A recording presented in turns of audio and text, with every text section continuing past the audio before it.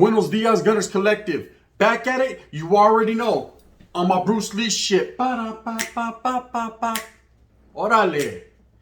Ba-da-ba-ba-ba. Like a mother. Ba-da-ba-ba-ba. Like a motherfucking smack addict. Ba-ya. Ba-ya. Orale. I can get like turbo as well. Breaking. Orale. In this fashion, I mean, it'll start in a direct fashion. We're talking about what's on that thumbnail right there. Doing time on a yarda with your own father, right? Now, who can say they've done that? Not many people. Some have. So I ain't taking nothing away from them. But I myself was able to walk the yarda with my father. And I'm going to tell you the true story, the facts, Holmes. How it happened, what happened, why he was there, why I was there, ¿sabes? What we did while we were there, and things of that nature. So without too much being said other than what I'm going to say, ¿sabes? Sit down here. Let me give you some knowledge that you're definitely not going to get in Hilt College. Because this ain't a 6-month course to help you become a mechanic. This is some real life shit. So, my father, right? I always looked up to my father. You know, I always looked up to my father. And I think most people do.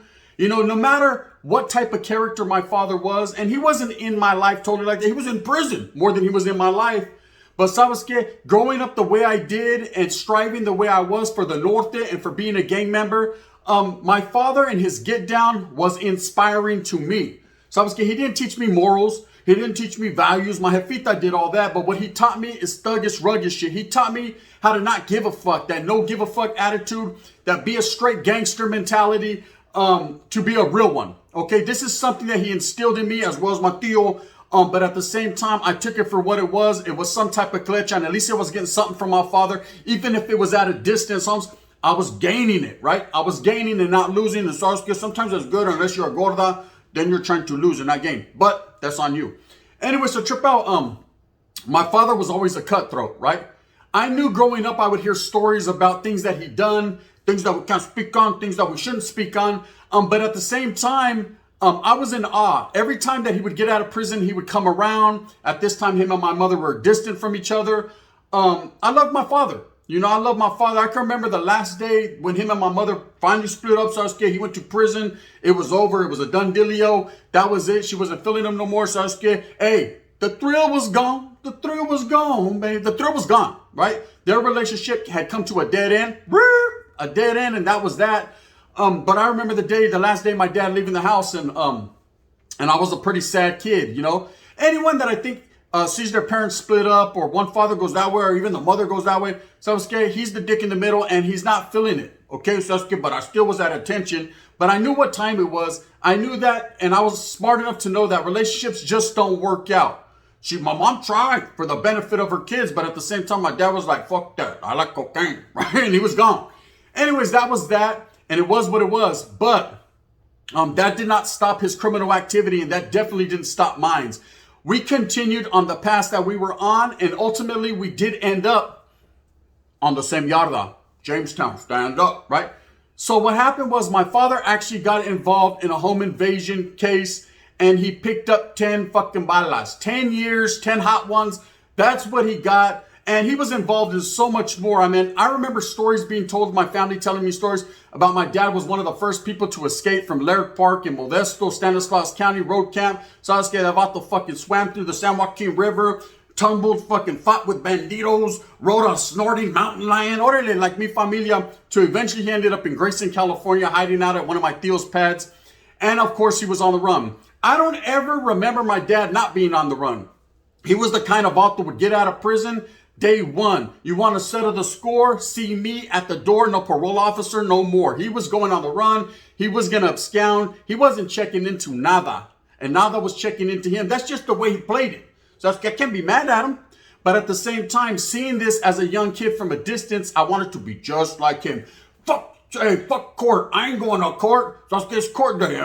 Is it? Right? Sasuke, I was trying to pattern my life after someone whose life was patterned after I don't know who, right? He was going nowhere fast, which meant I was going to go nowhere fast because I wanted to be just like Pops, right? Pops was a villain, a thug, a gangster, a criminal, a cholo, everything that I aspired to be. And Sasuke, I think I got there. Yeah, today I have time, cuz on Paru I got there, right? Didn't get there in a great fashion, but I got there. Somehow, some way, I wiggled, Hums. Whether it was in a hybrid or fucking a gas guzzler, I had enough gasolina to get there. So my dad gets caught up. He gets caught up for a home invasion. He's involved in a home invasion with my hermano, with my brother.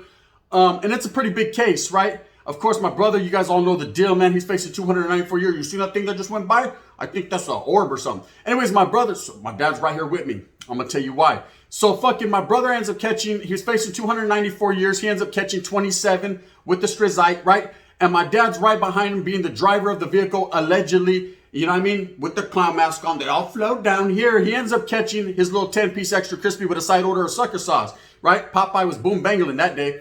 So they catch their time. And I remember about that same time, I'm out there thuggish, ruggish in the city, in the town, in Merced, on the west. I'm functioning actively, and I'm doing what I does. I can't let anything that they're going through hinder what I'm going through, right? Now, of course, I was fighting an attempted murder at the same time that my brother and my father were fighting their cases, but we ended up fucking doing two different things. I ended up catching their time. I took a deal, so I got lucky. Everyone knows the story, 9/11 stand up. And I was able to wiggle 3 years later. So now they're incarcerated. My brother and my father, they're down. They're doing their time. Ain't nothing to it but to do it. My brother was actively, progressively doing a northern thing, allegedly, right? And my dad, being an older vato homes from way back in the old school, they put him on different type of yards. My dad didn't have a lot of points. It had been a minute since he had been up in it. He hadn't been in prison in a while. So they pushed him onto these 2 and 3 yards. In South Carolina, he was just functioning as an old viejito that was sick. Now, what I didn't know, what a lot of people in the familia didn't know, was my dad was battling with cancer at this exact moment in time, right? But we didn't know this shit. We always looked at my dad as some type of fucking mythical creature because every time he got out, he would choke people, right? And beat people up. And he was just the big badass of the family. He was not the one. Big Len was with the business. That's just what it was. You know, I had heard so many stories about back in the days, him doing bad things to a lot of bad people or even good people sometimes.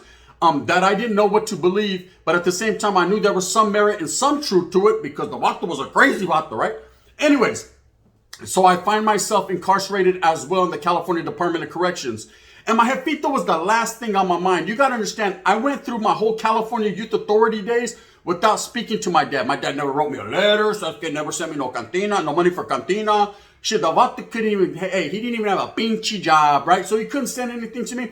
And I understood the situation. When you're locked up, for the most part, you're out of sight and out of the mentality. You're out of the mind. Where are vatos antennas? You know what I mean? When you're locked up and you're struggling, love those that love you, but don't let them fuck up your vision. How much love did your loved ones have for you when he was broken doing time in prison? Orderly Mac Dre, one of the realest lines I ever heard.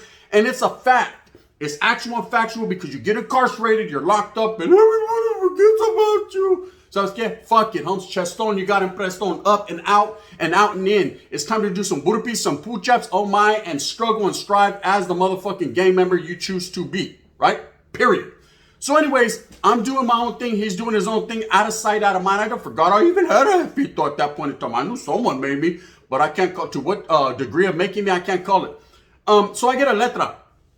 I get a letter from my father, and I was flabbergasted. Word of the day, I was flabbergasted because now all of a sudden, you're locked up. Today you got time, cuz on Pyru you got time. So now he wants to write me. And of course, we start writing each other back and forth. And he's like, hey, mijo. He starts telling me his whole life story and everything that he wants me to do that he never done. You know, and you do that for your children. You always want your children to have more. So I was he's like, mijo, this is the way you get your points dropped. All he could teach me is how to be a better fucking gang member in prison, because at the same time, all that fucking, you go to college so you can get some knowledge and this and that. Fuck that, Holmes. It was already too late for all that. I was already a grown man on my grown man shit doing kitty stuff. You know what I mean? Eat it. Oh boy. I was fucking like Bob in La Bamba. I was not trying to get screwed, blued, but I was going to get tattooed. That was my fucking issue right there.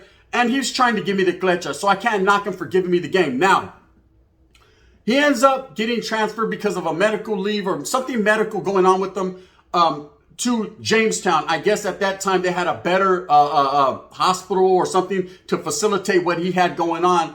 And I was actually on Jamestown at this time. So Simon, I went to Jamestown. Now you got to understand that I was in Jamestown and still an active norteño. So I got off in R&R. I knew my father was already there. I was hoping to see him on the yarda, but this was a 50-50 yard at the time. My dad wasn't doing that gangbanging shit. Send me where you send me, bitch, right? That was his mentality. He was sick. He was just trying to get his insulin and whatever the fuck else they had coming for him.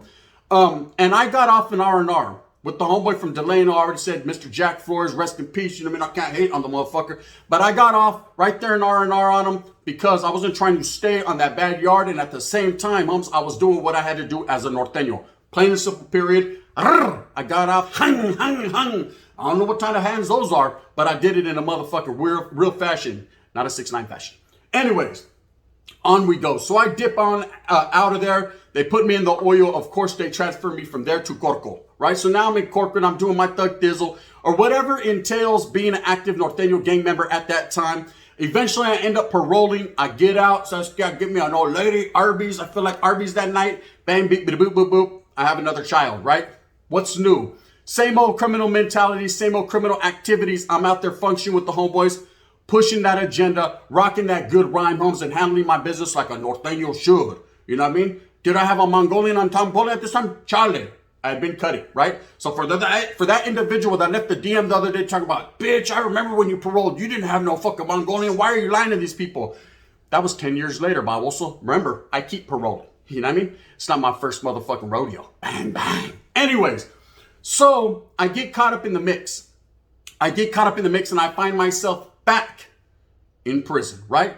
Where else is there for me to go? When you're doing criminal activity, you're doing criminal things in a real life, in a real way, in a real fashion, you're really going to go back to the pinta. So I'm a pinto in a real fashion and not a bean, right? So I find myself back incarcerated. My dad's still struggling and striving for what he believes in, which is his medicina homes and making those crosses. My brother, he's in fucking high desert at this time doing his thuggish, ruggish bone, right? He's over there like crazy bones mixed with busy. He's indubitably doing what he has to do. And me, pinta bound. I'll see my dad in the yard. You know I'm going to put it down, right? I get to Susanville. You guys all know what happens there. I catch my red on red. I'm no longer in better standings, right? I don't like to say good standing because I'm a good person, but I'm in bad standing, right? So I'm no longer fucking but I'm still with whatever business comes my way because I ain't no fucking punk or no sucker at no point in time. But it is what it is. Anyway, guess where I go? Yeah, I'll hold. I end up going back to the fucking place where I got off. These putos are scandalous. Un slap in the face. Right back to Jamestown. Now I belong on that yard, right? So now I'm on the 50-50 yard in Jamestown, posted up like a thumbtack, man. You know what I mean? I got shit covered like a state blanket. It's itchy, but it was warm, but I'm there. Okay, and who's there? With con un big beard, a mustache, long hair flowing, lentes like mine, pero a little bit better, you know, because he had more feria. My jefito is on the yarda. I actually ran into my dad on the yard, right? And at this time, you need to understand, I had a bone to pick with my own father. So I was mad, but to what degree of mad, I can't call it, because at the same time, my dad was always that inspiration. Plus, I always feared my father. You fear your parents. You know, they're always going to be your parents. I'll whip your fucking ass. Orale, I don't want that smoke. Right? Moms be like, shut up, bitch. All right, mom. Because, you know what I mean? And then as soon as she leaves to the homeboys, orale, this norte, fool, what's happening? Your mom's like, shut up. Okay, mom, because you know what I mean? That's just usually how it be like. You know what it is. Stop playing the gangster role, man. You know, Jefita's will chop your ass down. So let's go to the store with this note and go get me some fravos and shut the fuck up. Okay, mom, is it okay if I get a Snickers? Right? Straight up. Real talk. Now, I hit this yada with my dad and I have a bone to pick. The bone to pick was simply this. Where was your antennas, you fat fucker, when you were getting my brother incarcerated and lacing him up on some bad shit and getting him involved in your little criminal activity? You know what I mean? Even though I knew my brother at the point in time was a grown man, so he could do what he does, right? On power, he was grown enough to know, right? But he did it, man. He was looking for his father as a father figure and he let him down, indubitably. Drastically let him down. Wasn't gonna let me down. I was about to lay this motherfucking yarda down. And in that fashion, I'm my own jefito. Yeah, I know it's a cold game, man. They say you have no respect. Gun, I have a lot of respect, but at the same time, I was pissed, homie. So I ran up on my father. I see him on the yarda, and I'm like, hey, what's up? He said, can I get a hug? Charlie Holmes, this is prison. You might fucking touch me, or even though you're my father. I can't call it, right? He says, hey, what's up, me also? How are you doing? And of course, you know, I'm happy to be in the presence of a family member, especially my father. But I'm stone cold like Steve Austin to his ass. 316 shit. You just got your fucking ass whipped, right? Because I don't know to what degree of activity I'm gonna put into what I'm gonna do right now, because I was in flux. I was very emotional, you know what I mean? And at one point, yeah, I love my dad. I'm never gonna be in another yard with him. I'm never gonna see him for a long time. But at the same time, man, you done fucking got my little brother caught up with your bullshit, right? So I know how it goes. And we're going to get deeper into that. Anyways, so I start interrogating him about it. So to what degree of fucking getting him caught up was that, right? And he's like, nah, Mio, it wasn't like that. Man, we thought we had an easy lick. Allegedly, whoop-de-whoop, whoop-de-boop-boop-boop, right? Whatever. Okay, he wasn't the father we all wanted him to be, but he was our father. You can't take that shit away. No matter what you're thinking right now, if you have a jefito that's smoking crack with Messi Marv under the Richmond Bridge right now, Spencer La Tira, that's just what your jefito is doing. On power, bro. Right? People have the tapes. Anyway, so you still have to be accepting and accept it for what it is, and I had to accept the game. The game was ugly, but it was well accepted. So after he told me his little get down, basically told me the true story, what really happened, I had to let it go. We walked that yard off for the next 5 to 6 months when one day I go out to the yard like, what am I going to kick it with my dad? I got 3 sopas, I'm going to shoot him. So he told me he's going to bring me a honey bun. So I'm happy. He ain't never gave me shit in my life. A honey bun will make fucking everything will be an even kill, right? I go out there. My dad's no longer there on the yard. One of his homeboys comes up to me, willing in a fucking wheelchair because my dad was old school. He always pushed the vato around, kind of like my Theo did too, and Tracy. And the vato tells me, yeah, you know, hey, your jefito fucking, they took him to a different place for medical reasons. I said, well, medical reasons? What happened, right? What happened, Holmes? Right? He said, yeah, he's not feeling too good. He's sick. And he starts to run me down on shit that I didn't even know about, my jefito having cancer and this, and that. And I was like, damn, dispensa la tira. If I would have known that, ¿sabes qué? You know what I mean? I would have never given him these sopas because sopas is a lot of sodium. It's bad for you, right? So, and I would have had more sopas for me. Anyways, I was pretty sad because my jefito was gone, and plus I didn't get a pinchy honey bun. So you know, the fuck, that was the end of the world in prison. Con un honey bun and a chanate, and the winner is, right? Anyway, so that was what it was. I did time with my dad. Was there anything that took place on that yard, fights, riots? Fucking nah. But just walking that yard with my dad, I felt 2 things. One, I felt confused. Confused because I felt like if something was to go down, man, do I let my dad do his own thing as a grown man and handle his business, or do I quick to fucking jump in and defend him because I'm the younger lion? In the jungle, the mighty jungle, the gunner will sleep them tonight. Orale, Simba. I didn't know, you know, if I was the Lion King or he was, ¿sabes? Porque this is prison, and in prison you got to be a man and stand on your own merits and your own 2 and your own 10, right? And that's just what it was, 10 to 2, 10 to 2. Pero I wasn't getting down. That's how you have to stand. So I was conflicted, and 2, I felt like a piece of shit, man. I'm going to be honest with you. I'm sitting here with my dad on the yard. You know, is this what the fucking world cracked up to be? I'd seen movies. I had seen people that had done time with family members, but my jefito? Spencer La Tira. My jefa used to write me, hey, Mico, how are you doing? I'm doing good. My dad's right here. She was like, both of you guys are babosos. I know, with the capital B, right? So I felt like I hadn't achieved nothing more than what he probably wanted me to achieve, and I felt like he didn't achieve shit. So here we were both walking this yard together. A word to the wise. If you ever find yourself in this situation, grasp it, embrace it, spend as much time with your loved one as you can, because you never know when they're gone. You never know when words are going to be unspoken. Things that you wanted to say, you didn't get to say it because you were in a fucking atmosphere or area where you felt you had to have your chest thrown out and play the role. See, when you're in prison, a lot of people are playing the role. They're not really like that. Homie, they're not really. Come on, cuz. On for real shit, you're not really like that. Hey, y'all better stop that. You know, homie ain't like that, right? Most people ain't like that. They're not really out there about to book someone, picking up metal, being a killer, man. For the most part, people are just trying, they're just trying to fill space, like cons. They're just trying to fill space. But you have to have your exterior on me mugglization, right? You got to let everyone know, head on swivelization, face on me mugglization, dick on straight penetration. If a fucking bitch, if you can knock a CO, right? You got to be down to do what you got to do. This is just the recipe and the ingredients for the yarda. What you have to do as a solid soldado, right? Or as a man. But for the most part, people ain't trying to have that smoke. So when you're too busy portraying this role or acting tough because you're in prison on the yard or doing what you feel you have to do to survive, safety and security first and foremost, you overlook the relationship and the bond that you could be building with your loved one, because you might not ever see them again. This might be a blessing in disguise. You know, it was a blessing to be on that yarda with my father and be able to get some of the clecha that I never got. I spent more time on that yard in the presence of my father than I ever did on the calles in real life. Yeah, I'll hold. Right? And that's just the way it is. Okay, we get out. We get out of prison. We go our own separate ways. My dad fucking ends up getting out. I remember I already got out. And I remember the family saying, hey, we're in Monterey, man. My dad was living in Monterey at this time. We're having a big family thing. And the last time I ever got to see my father, there was a big family dispute, which I was right in the middle of. So I was good, allegedly, right? Big family dispute. I remember my dad didn't want to be around that mix. He was like, Mijo, give me a ride, man. Drop me off at my pad. We were at a cousin's pad, one of my primo's houses. And he wanted me to drop him off at my tia's, which was down the street. And I remember the last conversation I had with him. He was like, son, I'm proud of you.